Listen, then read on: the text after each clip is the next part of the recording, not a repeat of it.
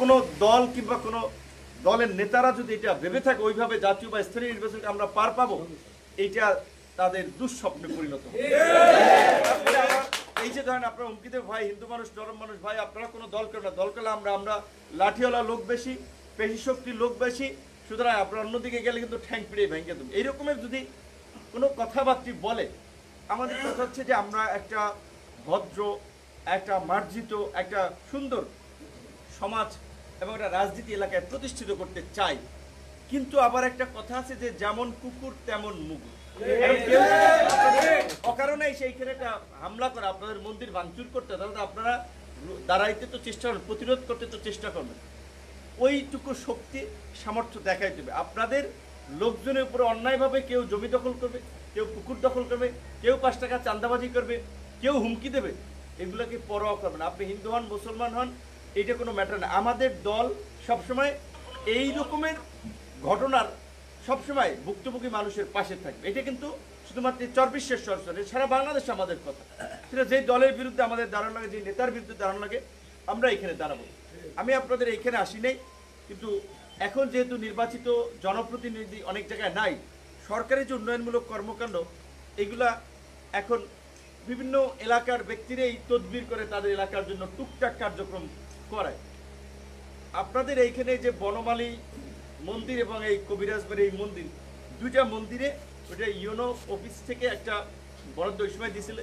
এছাড়া এখন আরেকটা বরাদ্দ হচ্ছে সারা বাংলাদেশে, এটা শুধু গলাচিপার আসি বোধহয় মন্দিরে দুইটা মন্দির 3-6 লাখ টাকা দেওয়া হয়েছে। এখন এটা খালি ইঞ্জিনিয়ারের কাছে দিলে ওরা একটা করে আপনাদেরকে বরাদ্দটা দিয়ে দেবে। কিন্তু প্রবলেম হচ্ছে একই বছরে কিন্তু আবার দুইটা বরাদ্দ আসে না, সরকারি বরাদ্দ। হ্যাঁ, সেক্ষেত্রে একটা আর কি অ্যাডজাস্ট করতে হবে, যেটা আমি খোঁজখবর নিয়ে যেভাবে করা যায় আপনারা কাজ করাইছেন সেটা আমিও পাশে থেকে একটা ব্যবস্থা নিব।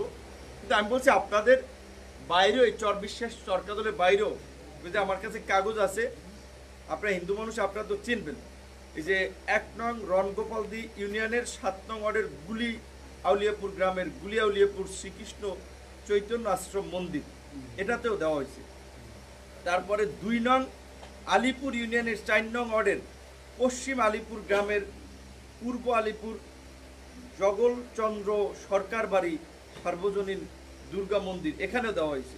মানে গলাচিপা 10 মিনার পাশাপাশি আপনার এই যে চরকাদলের পাশাপাশি আপনাদের এই শিবাতেও দেওয়া হয়েছে। চরকাদলের এই যে 4 নং ওয়ার্ডের হিন্দুপাড়া সার্বজনীন দুর্গা আপনার মন্দির, এরকম কয়েকটা জায়গায় দেওয়া হয়েছে। মসজিদও দেওয়া হয়েছে অনেকগুলা, মন্দিরও আমরা চাই। এটা আপনারা আমাদের কাছে যান নাই, আপনারা আমার বাসায় ঘোরেন নাই, পিছিয়ে ঘোরেন নাই, আপনারা আমার জন্য মিছিল মিটিং করেন নাই যে আপনাদেরকে আমি দিছি। তারপর আমার মনে হয়েছে আমাদের এলাকার প্রতিষ্ঠান মসজিদ অনেকগুলো পেয়েছে, মন্দিরের আছে কয়েকটা, তাদের নামটাও দিয়ে দিই, আমরা কিন্তু দিয়ে দিছি।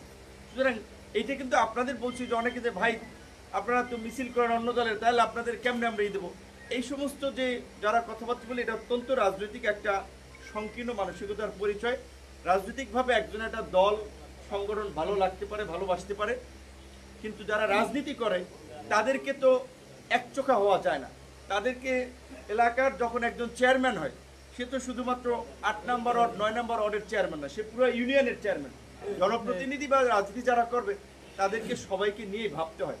তো এই জায়গা থেকে আমি আপনাদেরকে এটুকু আশ্বস্ত করতে পারি, অন্তত এই চরবিশ্বাস, চরকাজল, গলাচিপা 10 মিনার আপনাদের আত্মীয় স্বজন যারা, তাদেরকে বলে দেবেন। অন্তত সারা বাংলাদেশে আমাদের লোকজন আছে, তো এই গলাচিপা 10 মিনাতে আমাদের সংগঠনের যে অবস্থা, এইখানে আমরা যেভাবে একটা ঘটনা ঘটলে সেটা একটা প্রতিকার করতে পারি, দাঁড়াতে পারি, অন্য জায়গায় অবস্থানটা চেয়ে কম।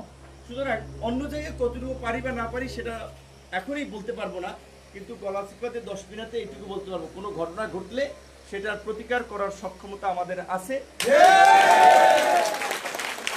আপনারা কাউকে ভয় পাবেন না। আমি এই রোজার ঈদের সময় গলাচিপার সবার সাথে হাত মিলাইতে গেছি, সে একটা স্বর্ণকার দোকানে গেছি, সে বলছে 5ই আগস্টের পরে যুব দলের এক নেতার কথা বলছে, এর কাছ থেকে নাকি 4 লাখ টাকা, 4 লাখ টাকা 1 লাখ কয় টাকা এনেছিলে, পরে সেটা অডিও ভাইরাল হয়েছে। তো আমি বলছি আপনি আমারই জানাইতেন, ওদের বিএনপির শীর্ষ নেতাদেরকে বইলে ওরা বহিষ্কার করাইতাম, কারণ বিএনপির 1500-র মতো বহিষ্কার করছে। কিছু জায়গায় আমাদের কিছু ঘটনা হচ্ছে, আমরা জানাইছি। তো এখন আবার আমার এলাকায় এটা ঘটবে, এইটা তো আমরা বরদাস্ত করবো না। এখানে চাঁদা দিয়ে কাউরে ব্যবসা করতে হবে, বাণিজ্য করতে হবে, এই রকমের চাঁদাবাজ এলাকায় রাখা যাবে না। এইটা শুধু এই Charbiswas Immigration to Canada. We provide the best quality service and solution for Canada immigration. Please visit our website and contact for details.